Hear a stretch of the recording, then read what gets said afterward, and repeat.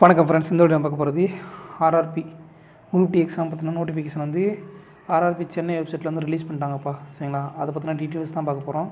சரி, வந்து full details பார்க்க போகிறதில்ல, பட் மினிமமாக என்னென்ன டீட்டெயில்ஸ்லாம் தேவையோ அந்த டீட்டெயில்ஸ் மட்டும் பார்க்க போகிறோம். சரிங்களா, இது வந்து நோட்டிஃபிகேஷன் வந்து CN08/2024 அஃபிஷியலாக வந்து ஆர்ஆர்பி சென்னை வெப்சைட்டில் வந்து ரிலீஸ் பண்ணிட்டாங்க.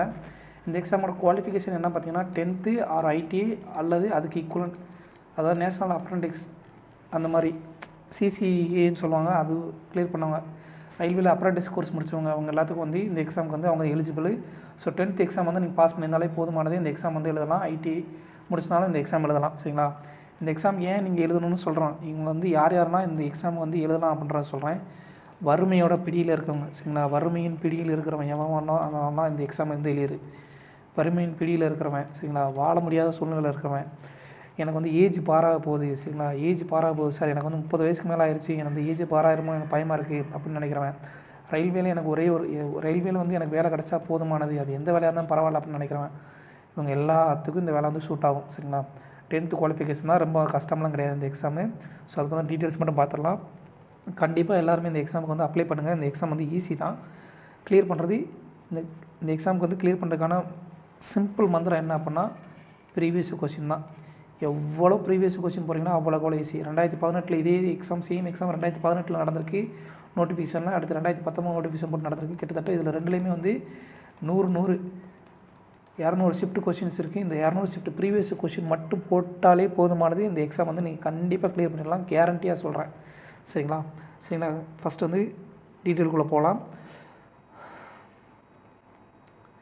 ஃபஸ்ட் வந்து இந்த டேட் வந்து நோட்டிஃபிகேஷன் எப்போ பப்ளிகேஷன்னா இன்றைக்கி 22/1/2025 வந்து பப்ளிகேஷன் பண்ணியிருக்காங்க. ஓப்பனிங் டேட் ரிஜிஸ்ட்ரேஷனுக்கு வந்து எப்போ ஓப்பனிங் ஆகுதுன்னு பார்த்தீங்கன்னா நாளைக்கு 23/1/2025 வந்து ஓப்பனிங் ஆகுது.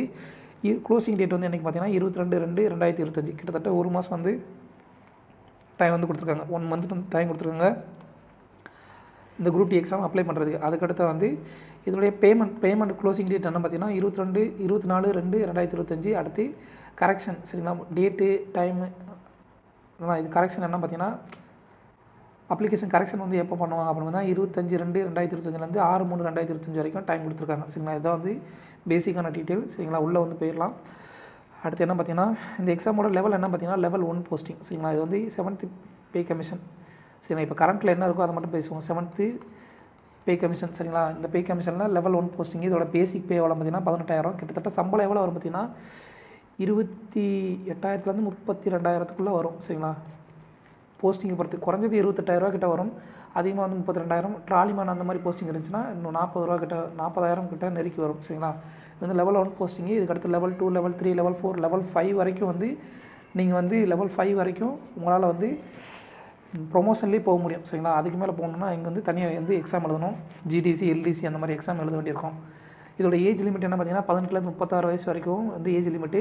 மொத்தம் டோட்டல் வேகன்சி வந்து இந்தியா முழுக்க 32,438 வந்து வேகன்சி வந்து கொடுத்துருக்காங்க. சென்னை ரீஜனில் வந்து கிட்டத்தட்ட 2,700 வேகன்சி வந்து கொடுத்துருக்காங்க. சரிங்களா, இதுதான் வந்து பேசிக் கான்செப்ட்.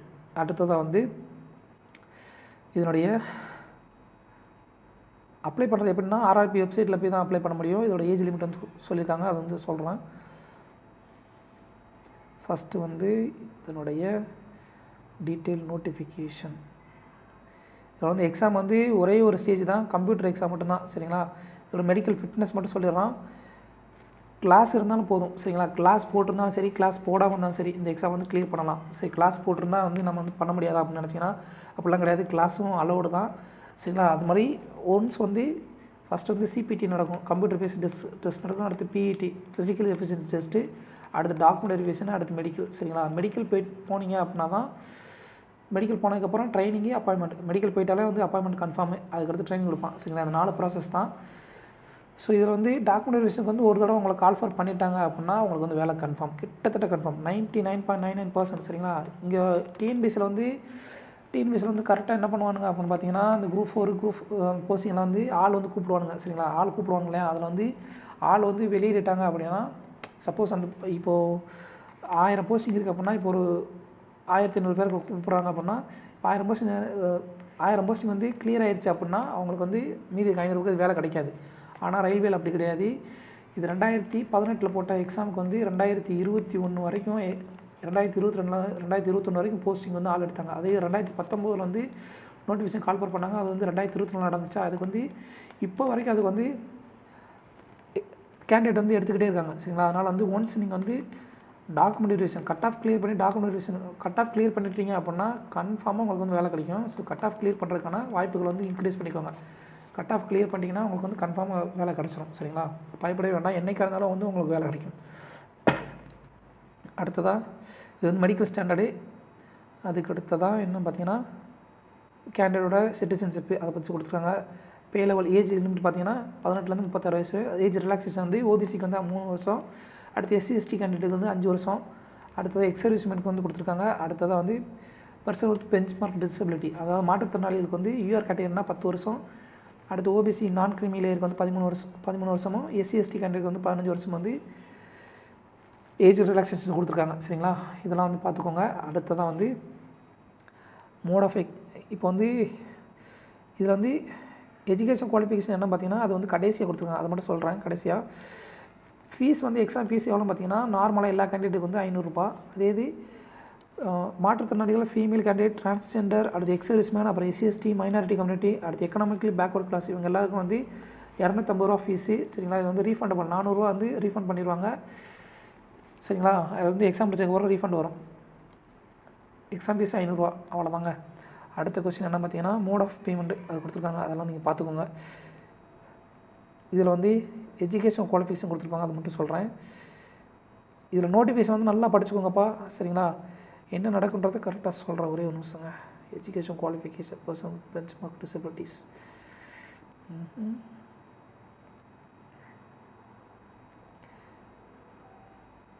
ரெக்ரூட்மெண்ட் ப்ராசஸ் இந்த கொடுத்துருக்காங்க இல்லையா? இதுதான் வந்து எப்படி ஆள் எடுப்பாங்கன்ற சொல்லுவாங்க. ஃபஸ்ட் வந்து ஆன்லைன் மூலியமாக தான் அப்ளை பண்ண முடியும். ஒரு கேண்டிடேட் சரிங்களா? ஒரு கேண்டிடேட் வந்து ஒரே ஒரு ஜோனுக்கு மட்டும் தான் அப்ளை பண்ண முடியும். இப்போது ஒருத்தர் வந்து சென்னைக்கு அப்ளை பண்ணிட்டான் அப்படின்னா வந்து பெங்களூர் ஜோனுக்கோ இல்லை மும்பை ஜோன், அடுத்து நார்த் இந்தியாவில் அந்த மாதிரி கவுஹாத்தி ஜோன் அந்த மாதிரி வேறு எதுக்குமே அப்ளை பண்ண முடியாது. ஒன்லி ஒரு கேண்டிடேட் வந்து ஒரே ஒரு ஜோன் தான். ப்ரீவியஸாக வந்து ஒரு கேண்டிடேட் வந்து எல்லா ஜோனுக்கு வந்து அப்ளை பண்ணலான்ற மாதிரி சிச்சுவேஷன் இருந்துச்சு. இப்போ வந்து அதை மாற்றிட்டாங்க. ஒரு கேண்டிடேட் வந்து ஒரே ஒரு ஜோன் தான். சரிங்களா? ஒரே ஒன் ஜோனுக்கு மட்டும் தான் அப்ளை பண்ண முடியும். சரி, அப்படி வேறு மல்டிபிள் அப்ளிகேஷன் பண்ணிங்கன்னா எல்லா அப்ளிகேஷன் வந்து ரிஜெக்ட் பண்ணிடுவாங்க. ஃபஸ்ட்டு வந்து CPT exam, computer based exam. இதில் வந்து 100 கொஸ்டின்ஸ் இருக்கும். சரிங்களா? 90 மினிட்ஸ். சரிங்களா? அடுத்து வந்து ஃபிசிக்கல் எஃபிஷியன்சி டெஸ்ட்டு. இந்த கம்ப்யூட்டர் பேஸ்ட் டெஸ்ட்டில் வந்து நல்ல மார்க் எடுத்தவங்க அவங்க எல்லோரும் வந்து ஃபிசிக்கல் எஃபிஷியன்சி டெஸ்ட்டு கூப்பிடுவாங்க. ஃபிசிக்கல் எஃபிஷியன்சி முடிச்சதுக்கப்புறம் டாக்குமெண்ட் வெரிஃபிகேஷன், அடுத்து மெடிக்கல் எக்ஸாமினேஷன், அடுத்து அப்பாயின்மெண்ட் தான். ஃபிசிக்கல் எஃபிஷியன்சி முடிச்சதுக்கப்புறம் உங்களை வந்து கூப்பிடுவாங்க. டாக்குமெண்ட் வெரிஃபிகேஷனுக்கு உங்கள் பேர் வந்துருச்சு அப்படின்னா வேலை கன்ஃபார்ம் தான். வேலை கிட்டத்தட்ட கன்ஃபார்ம். அதுக்கடுத்து மெடிக்கலில் போயிடலாம். ஒரு கேண்டிடேட் வந்து அவ்வளோ சாதாரணமாக ரிஜெக்ட் பண்ணவே மாட்டாங்க. ஈவன் கலர் பிளைனஸ் உள்ளவங்களுக்கு கூட சில நேரம் வந்து வேலை கிடைக்கும். கலர் பிளைனஸ் உள்ளவங்களுக்கு கூட வேலை கிடைக்கும். சரிங்களா? இது வந்து கம்ப்யூட்டர் பேஸ்ட் எக்ஸாம் வந்து எப்படின்றத கொடுத்துருக்காங்க. மொத்தம் வந்து 100 கொஸ்டின். எல்லாமே வந்து MCQ டைப் தான். சரிங்களா? மல்டிபிள் சாய்ஸ் கொஸ்டின் தான். இது வந்து 90 நிமிஷம் வந்து நடக்கும். இது வந்து PW கேண்டிடேட் அப்படின்னா 120 நிமிஷம்.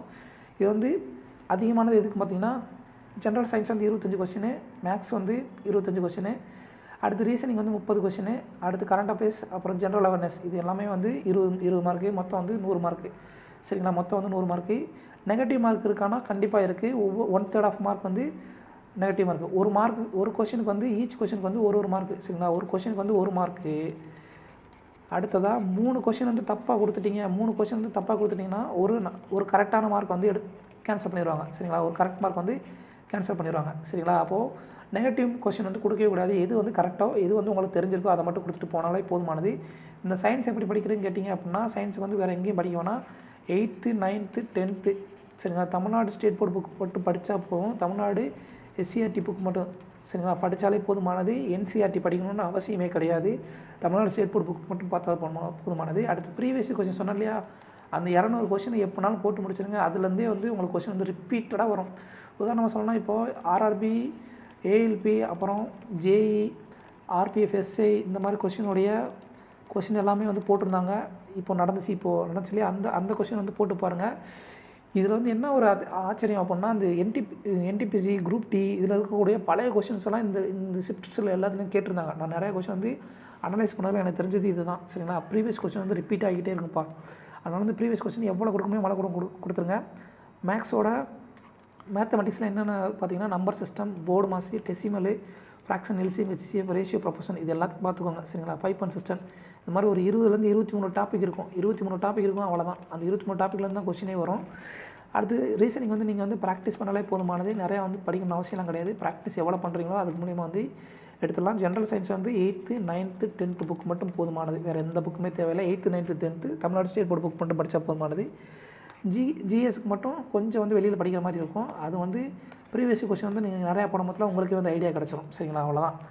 வேறு ஃபிசிக்கல் எஃபிஷியன்சி டெஸ்ட் என்ன பார்த்தீங்கன்னா, ஃபிசிக்கல் எஃபிஷியன்சி டெஸ்ட்டில் வந்து மேல் கேண்டிடேட் வந்து 35 கிலோ வெயிட் தூக்கணும். சரி, வெயிட் தூக்கிட்டு 100 மீட்ரு வந்து அந்த ஒரு பேக் இருக்கும் சரிங்களா. மணல் மூட்டை இருக்கும். அந்த மணல் மூட்டை வந்து 35 கிலோ வெயிட் இருக்கும். அதை வந்து தூக்கிட்டு 2 நிமிஷத்தில் வந்து 100 மீட்டர் கிடக்கணும். அதுக்கடுத்து 1000 ஃபஸ்ட்டு வந்து இதுதான் நடக்கும். அடுத்து ரெண்டாவது வந்து 1 கிலோமீட்டர் வந்து 4 நிமிஷம் 15 செகண்ட் வந்து கிடக்கணுங்க சரிங்களா. ஒரு 2 ரவுண்ட் அடிக்கணும் ஒரு கிரவுண்டை சரிங்களா. 4 நிமிஷம் 15 செகண்ட் கிடக்கணும். இதே ஃபீமேல் கேண்டிடேட்ஸ் அப்படின்னா 20 கிலோ தூக்கிட்டு 100 மீட்டர் வந்து 2 நிமிஷத்தில் கிடக்கணும். அதே இது 1 கிலோமீட்டர் வந்து 5 நிமிஷம் 40 செகண்ட் வந்து கிடக்கணும். ஸோ இவ்வளோ தாங்க. பெஞ்ச் மார்க் டிசபிலிட்டிக்கெலாம் இந்த மாதிரி இதெல்லாம் கிடையவே கிடையாது சரிங்களா. அடுத்ததாக டேரெக்டாக வந்து நீங்கள் வந்து எதில் போவீங்க அப்படின்னு பார்த்தீங்கன்னா, இங்கே மெடிக்கல் எக்ஸாமினேஷன் தான் போவீங்க சரிங்களா. இது வந்து அப்ளை பண்ணுறது வந்து ஆர்ஆர்பி சென்னை வெப்சைட்டில் தான் அப்ளை பண்ண முடியும்னா, ஒவ்வொரு ஜோனுக்கு எந்த ஜோனுக்கு அப்ளை பண்ணுறீங்கன்னா அந்த ஜோனில் போய் அப்ளை பண்ணுங்கள். ஆர்ஆர்பி சென்னைக்கு அப்ளை பண்ணுறவங்க கிட்டத்தட்ட வந்து 6 டிவிஷன் வந்து வேலை கிடைக்கும் சரிங்களா. அவங்க வந்து 6 டிவிஷனில் வேலை வைப்பாங்க. உதாரணமாக என்ன பார்த்தீங்கன்னா, சென்னை எம்ஏஎஸ்சி, அடுத்து சேலம், அடுத்து டிபிஜே, அடுத்ததாக கீழே போனீங்கன்னா மதுரை, அடுத்து பாலக்காடு, அடுத்து திருவனந்தபுரம். இந்த 6 டிவிஷன் வந்து வேலை கிடைக்கும். இந்த 6 டிவிஷனில் எங்கேனாலும் வேலை போடுவாங்க. மேக்ஸிமம் சொந்த ஊர்லேயே வேலை போடுவாங்க சரிங்களா. இப்போ ஒருத்தர் வந்து திருச்சியில் ஒரு கேண்டிடேட் வந்து பாஸ் ஆகிறான், தஞ்சாவூர்காரன் அப்படின்னா அவன் வந்து திருச்சி ஜோன்லேயே வந்து போடுவாங்க, டிபிஜிலே போடுவாங்க. சொந்த ஊர்லேயே வந்து வேலை கிடைக்கிறதுக்கான வாய்ப்பு, சொந்த ஊர் பக்கத்துலேயே வந்து வேலை கிடைக்கும் சரிங்களா. அதனால் பயப்படவே வேணாம், சொந்த ஊர் போஸ்டிங்கே கிடைக்கும். அடுத்ததான் இதில் வந்து எலிஜிபிலிட்டி மட்டும் பார்த்துடலாம். எலிஜிபிலிட்டி எவ்வளோ கேண்டிடேட் வந்து அப்ளை பண்ணி எவ்வளோ போஸ்டிங்கிறத மட்டும் நம்ம பார்த்துடலாம் சரிங்களா. இப்போது உதாரணமாக ஃபஸ்ட்டு நம்பர் ஆஃப் கேண்டிடேட்ஸ் சரிங்களா. ஒரு நிமிஷங்க, இங்கே தாங்க இருந்துச்சு. குரூப் ஏ அனெக்சர் ஏ இந்த இருக்குங்க. போஸ்டிங்க இதுதாங்க போஸ்டிங் ப்ரிஃபரன்ஸஸ் சரிங்களா. போஸ்ட் பேராமீட்டர் கொடுத்துருக்காங்க இல்லையா, இந்த இது நல்லா பார்த்துக்கோங்க. இதில் வந்து முக்கியமாக நீங்கள் பார்க்க வேண்டிய என்ன போஸ்ட் அப்படின்னா, பாயிண்ட்ஸ்மெண்ட் போஸ்டிங்னு சொல்லி ஒன்று இருக்கும். அந்த போஸ்டிங் தான் வந்து ஸ்டேஷன் மாஸ்டர் வரைக்கும் உங்கள் குவாலிஃபிகேஷன் வந்து எடுத்து போகும் சரிங்களா. அப்படி இல்லாதவங்களுக்கு வந்து ட்ராக் மெயின்டர் சரிங்களா. அதில் வந்து நிறையா வந்து போஸ்டிங்ஸ் வந்து அதில் தான் நிறையா இருக்கும் இன்ஜினியரிங் டிபார்ட்மெண்ட்டில். இது வந்து குவாலிஃபிகேஷன் பார்த்தீங்கன்னா 10th பாஸ் ஆகிருக்கணும், அல்லது ஐடிஐ பாஸ் ஆகிருக்கணும், அல்லது நேஷனல் அப்ரண்டிஸ் சர்டிஃபிகேட். இது 3ல் வந்து ஏதாவது ஒன்றா இருக்கலாம் சரிங்களா. இல்லை 10th மேலே முடிச்சு 12th போயிருக்கேன், பாலிடெக்னிக் போயிருக்கேன் அப்படின்னாலும் ஓகே தான், அவங்களும் இந்த எக்ஸாம் எழுதலாம் சரிங்களா. ஏஜ் 18லேருந்து 36. இதோட போஸ்ட் ஆர்டரை பார்த்துக்கோங்க. இதில் வந்து இன்ஜினியரிங் டிபார்ட்மெண்ட்டில் பிரிட்ஜஸில் இருக்கும், engineering department, mechanical, signal and telecom, அடுத்து எலக்ட்ரிக்கல் டிபார்ட்மெண்ட்டு, இந்த மாதிரி நிறையா டிபார்ட்மெண்ட்ஸ் இருக்கும். அதை வந்து நீங்கள் பார்த்துக்கோங்க. உங்களுக்கு எது ஆர்டரோ அந்த ஆர்டருக்கு ஏற்ற மாதிரி வந்து பண்ணிக்கோங்க சரிங்களா. இதில் வந்து போஸ்ட் வந்து எவ்வளோ கொடுத்துருக்காங்கன்றத சொல்கிறேன். அடுத்து இந்த கொடுத்துருக்காங்க பார்த்தீங்களா, பாயிண்ட்ஸ்மெண்ட் பி. இதில் வந்து ஹையஸ்ட் மார்க் எடுக்கிறவங்களுக்கு தான் இந்த போஸ்டிங்லாம் கிடைக்கும். ஸோ எவ்வளோ அதிகமாக எடுக்கிறீங்கன்னா இந்த போஸ்டிங் தான் வந்து உங்களால் வந்து ஸ்டேஷன் மாஸ்டர் இருக்கு இல்லையா, அந்த போஸ்டிங் வரைக்கும் இதை வந்து கொண்டு போக முடியும். ஏன்னா இந்த பாயிண்ட்ஸ்மெண்ட் பி இந்த டிராஃபிக்கில் இருக்கவங்க மட்டும்தான் வந்து எல்டிசி, ஜிடிசி இருக்கு இல்லையா, ஜிடிசி எக்ஸாம், அந்த ஜிடிசி எக்ஸாமில் இவங்க மட்டும்தான் வந்து இதில் எழுதுவாங்க. இந்த அவங்களோட எக்ஸாம் ஜிடிசி எக்ஸாம் கண்டக்ட் பண்ணி அந்த ஸ்டேஷன் மாஸ்டர் போஸ்டிங் வந்து இவங்க மட்டும்தான் போக முடியும். பாயிண்ட்ஸ்மெண்ட் மட்டும் தான் போக முடியும், வேறு எந்த டிபார்ட்மெண்ட்டில் இருக்கவும் போக முடியாது சரிங்களா. அதுதான் வந்து இங்கே இருக்க பெரிய ட்ராபேக்கேவும். அதனால் பாயிண்ட்ஸ்மெண்ட் போஸ்டிங் கிடைக்கிறதுக்கு நீங்கள் வந்து மேக்ஸிமம் ட்ரை பண்ணுங்கள். வேலை வந்து அதிகமான கஷ்டமாலாம் இருக்காது. அடுத்து இன்ஜினியரிங் டிபார்ட்மெண்ட், ட்ராக் மெயின்டர், இதில் வந்து நிறையா போஸ்டிங்ஸ் வந்து இதில் வந்து ரொம்பவே அலர்ட் ஆகிருக்கும் சரிங்களா. வேறு ஒன்றும் பெருசாலாம் கிடையாதுங்க. அதுக்கடுத்து வந்து போஸ்டிங்கோட நம்பர் ஆஃப் போஸ்டிங்ஸ் மட்டும் எவ்வளோ பார்த்துடலாம். சென்னை ஜோனில் வந்து நம்பர் ஆஃப் போஸ்டிங் எவ்வளோ பார்த்தீங்கன்னா, கிட்டத்தட்ட வந்து டோட்டல் வந்து 2700 போஸ்டிங்கு சரிங்களா. இதில் வந்து எதில் வந்து ஹையஸ்ட் போஸ்டிங்னா அந்த ட்ராக் மெயின்டரில் தான் இருக்கும். மேக்ஸிமம் ட்ராக் மெயின்டரில் தான் இருக்கும். இதுக்கு தான் அந்த ட்ராக் மெயின்டர் தான் வந்து இந்த கேட் கீப்பர் இருக்காங்க இல்லையா, நமக்கு தெரிஞ்ச போஸ்டிங் கேட் கீப்பர் போஸ்டிங்கு சரிங்களா. ரயில்வேன்னு சொன்னோம்னா நம்ம கேட் கீப்பர் தான் தெரியும். ஸோ அந்த போஸ்டிங்கில் வந்து ட்ராக் மெயின்டரில் தான் வரும் சரிங்களா. அதுக்கடுத்ததாக பாயிண்ட்ஸ்மெண்ட் போஸ்டிங் அதெல்லாம் வரும். இதில் எவ்வளோ போஸ்டிங் இருக்குன்றதை பார்த்துக்கோங்க. சரிங்க, அதுக்கேற்ற மாதிரி அப்ளை பண்ணிக்கோங்க. வேறு ஒன்றும் கிடையாதுங்க. தேங்க்யூ. அதே மாதிரி இந்த கொஸ்டின் இந்த இதை மட்டும் விட்டுறாதீங்க தயவுசெய்து. 10th குவாலிஃபிகேஷன் தான் இப்போ ஒன்லி ப்ரீவியஸ் கொஸ்டின் மட்டும் நல்லா போட்டு பாருங்க. இதுலேருந்தே மேக்ஸிமம் வந்து நீங்கள் கொஸ்டின் எடுத்துடலாம். வேறு வெளியில் இருந்தால் அதிகமாக கேட்க மாட்டேன். ப்ரீவியஸ் கொஸ்டின் எவ்வளோ பார்த்தீங்கன்னா இப்போ வடநாட்டிலேருந்து வர்றவங்க போகிறாங்க, எல்லா பசங்களும் வராங்களா, அவங்களாம் எப்படி வராங்கன்னு நினைக்கிறீங்க? ஒன்லி ப்ரீவியஸ் கொஸ்டின் மட்டும் தான் போடுவான்.